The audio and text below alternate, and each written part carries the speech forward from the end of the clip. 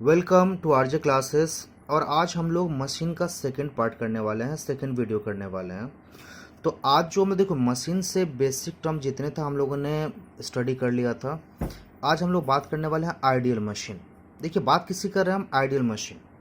तो मतलब एक ऐसे मशीन की आप बात कर रहे हो जहां मेरा work output and work input will be always equal. तो आप आइडियल मशीन की पहले डेफिनेशन क्या बोलोगे? तो a machine in which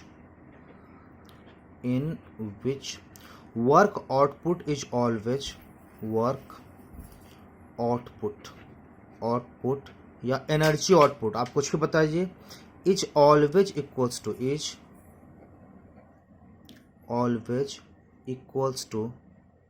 work input work input. Okay, तो आप बता रहे हो क्या वर्क आउटपुट या एनर्जी आउटपुट जो होगी that will be equals to the क्या हो जाएगा, वर्क इनपुट या एनर्जी इनपुट। तो ऐसा अगर कोई भी मशीन होता है तो ऐसे मशीन को आप क्या बोलेंगे, आइडियल मशीन। तो यहाँ से हमको एक इंफॉर्मेशन और मिला कि there is no loss of energy. आप ये बता रहे हैं क्या, there is no loss of energy. तो देखो थ्योरेटिकली तो ऐसा पॉसिबल है, लेकिन प्रैक्टिकली क्या ऐसा पॉसिबल है? तो इसका मतलब एक और इंफॉर्मेशन हमको मिला, the efficiency of a machine is equals to 100%। That means क्या हो जाएगा, आप जितना एनर्जी दे रहे हो उतना ही आपके पास क्या हो रहा है, एनर्जी मिल भी रहा है। तो आप क्या बोले, इफिशियंसी जो होगी मशीन की वो कितने की होगी, 100%।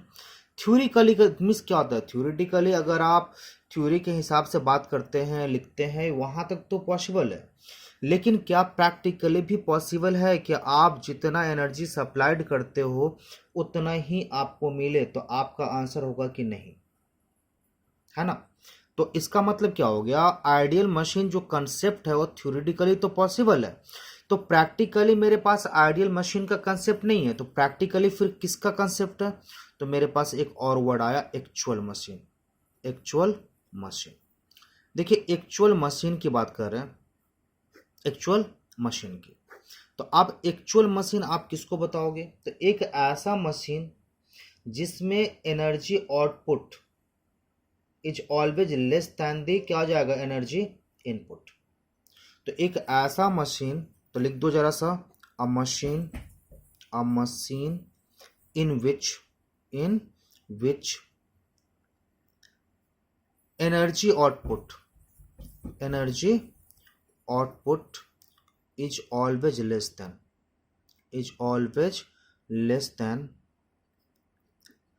देन एनर्जी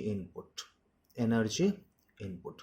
तो आप एनर्जी की बात करें, वर्क की बात करें, बात पूरा मिलाकर क्या होता है, सेम ही होता है। तो मतलब आप यहाँ बात कर रहे हैं क्या, एक ऐसा मशीन जिसमें मेरे पास वर्क आउटपुट या एनर्जी आउटपुट जो होगा ये हमेशा ही कम होगा। किससे कम होगी, एनर्जी इनपुट से कम होगी। मतलब आप बता रहे हो क्या कि ये जो मशीन होगा इसकी इफिशियंसी कितने की होगी? आप बोलोगे सर लेस देन 100%, क्योंकि आपके पास जितना एनर्जी सप्लाइड हुआ था उतना आपको वापस नहीं मिला। तो आपने बोला इसकी एफिशिएंसी 100% से कम हुई।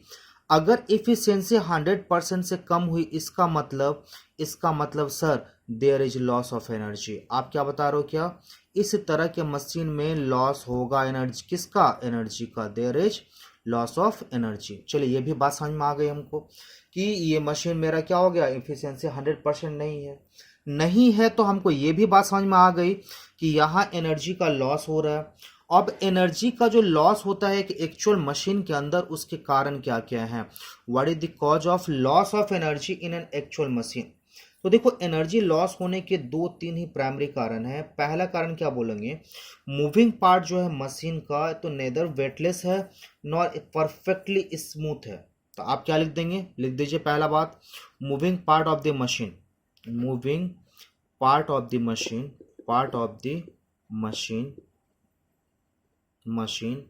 is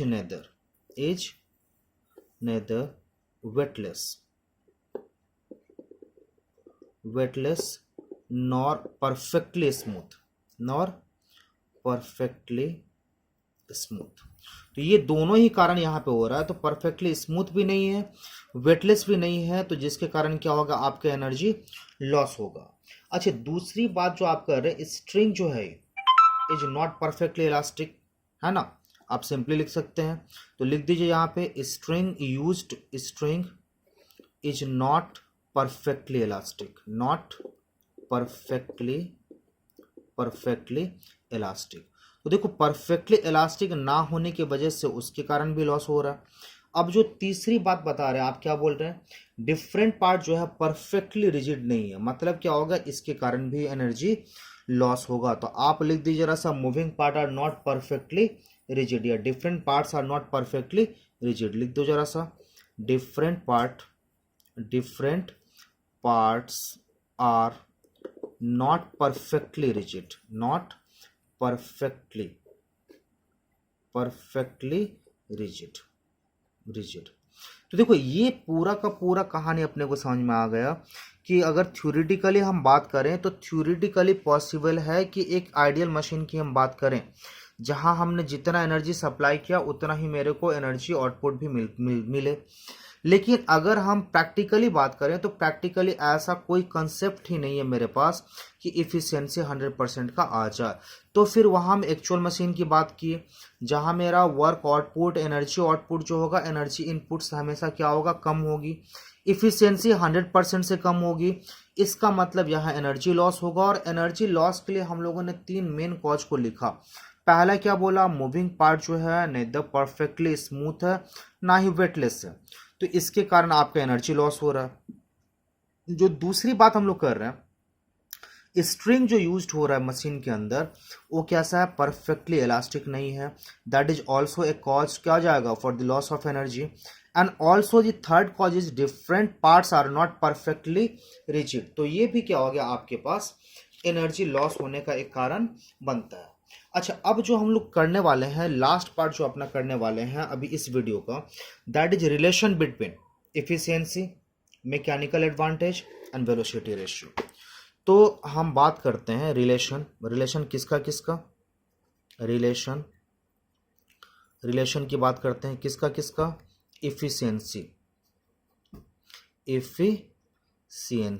एफिशिएंसी सिंबॉलिकली आप रिप्रेजेंट करते हो। अच्छा, मैकेनिकल एडवांटेज, और किसका, मैकेनिकल एडवांटेज, इसके लिए आप क्या लिखते हो, MA लिखते हो। और तीसरी बात जो है वेलोसिटी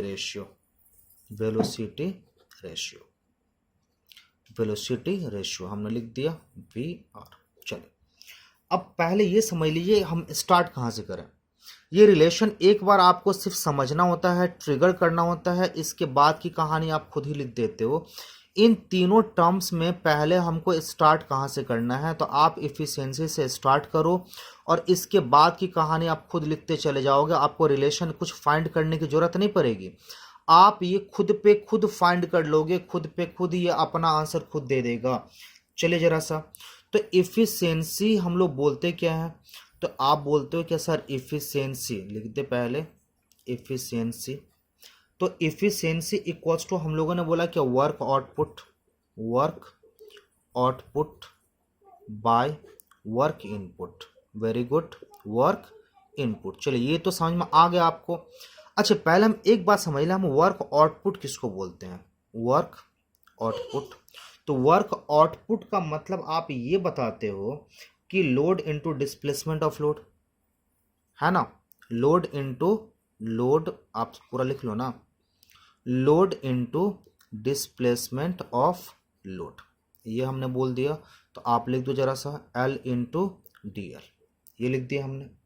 अच्छा, अब वर्क इनपुट की अगर हम बात करें तो इनपुट आप कैसे सप्लाई करते हो, एफर्ट के थ्रू। तो वर्क इनपुट की बात कर लेते हैं, वर्क इनपुट।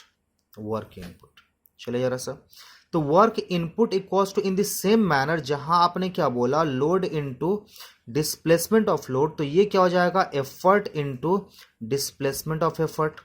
तो वर्क डन बाय द क्या हो जाएगा, एफर्ट आपने क्या बोलते हो, work input, and work done by the load that is said to be the work output. तो मेरे पास 2 निकल आया। अब हम क्या करेंगे, इन दोनों के हम क्या करेंगे, इसके टर्म में लिख देंगे। चले जरा सा, तो अगर आप यहाँ देखो तो efficiency equals to work output के बदले आप क्या लिख रहे हो, वर्क आउटपुट के बदले लिख रहे हो आप load into displacement of load. Very good. अब आते हैं फिर हम नेक्स्ट, वर्क इनपुट के बदले आप क्या लिखोगे, तो वर्क इनपुट के बदले हमको लिखना है क्या, effort into displacement of effort. लिख लेते हैं हम लोग effort into displacement of effort. चलिए कोई दिक्कत नहीं, यहां तक तो सब कुछ ठीक जा रहा है अभी। तो हमने लिख दिया दिस वन, तो आपने क्या लिखा, L by E into D L by D ई। हमने दोनों को अलग अलग करके लिख लिया। आई डोंट थिंक यहाँ से आपको समझने में कोई प्रॉब्लम हुई होगी, बस सेपरेट करके लिखे हैं। अब जरा सा एफिशिएंसी इक्वल्स टू, आप क्या बोलते थे, लोड बाय एफर्ट के लिए मैकेनिकल एडवांटेज क्या होता है, आप बोलोगे sir mechanical advantage equals to is the ratio of load to the effort. तो इसका मतलब आप लोड एंड एफर्ट के लिए एक वर्ड लिख सकते हैं मैकेनिकल एडवांटेज, हाँ बिल्कुल लिख सकते हैं, इनटू आप बोलते हो कि सर लोड आर्म क्या होता है, displacement of load bye displacement of effort.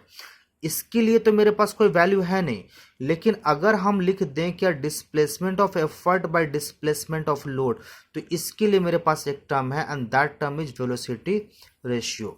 तो चलो जरा सा अब हम यहां पे लिख देते हैं कि इसको इस तरह से लिख सकते हैं, देखो जरा सा 1 by D E by D L. हाँ बोलोगे सर लिख सकते हैं ऐसे, क्योंकि फिर ये तो ऊपर चला जाएगा, ये यहाँ चला आएगा, कोई फर्क नहीं पड़ने वाला है। लेकिन ऐसे अरेंज करने पे मेरे पास क्या हो गया, ये अपने क्या हो जाएगा, डेफिनेशन के अकॉर्डिंग अरेंज हो गया। सो एफिशिएंसी इक्वल्स टू क्या आ गया, मैकेनिकल एडवांटेज, और बाय क्या निकल आया मेरे पास, वेलोसिटी रेशियो, ये निकल के आ गया। So mechanical advantage equals to क्या निकल आया, mechanical advantage equals to efficiency into velocity ratio, velocity ratio. This is the required relation between the mechanical advantage, efficiency and the velocity ratio. आपको देखो शुरू में ही बता दिए थे कि अगर वह पहले शुरुआत आप समझ जाओ कहाँ से करनी है, इसके बाद का कहानी बहुत आसान है और अपने आप करते चले जाओ, वैल्यू पुट होता चला जाएगा और रिक्वायर्ड रिलेशन जो है you will get at the end. तो ये आपके पास, इसको अच्छी तरह से प्रैक्टिस कर लो। ये सारा टर्म जो मशीन से रिलेटेड जितने भी था हमने ये क्या किया, कंप्लीट कर लिया।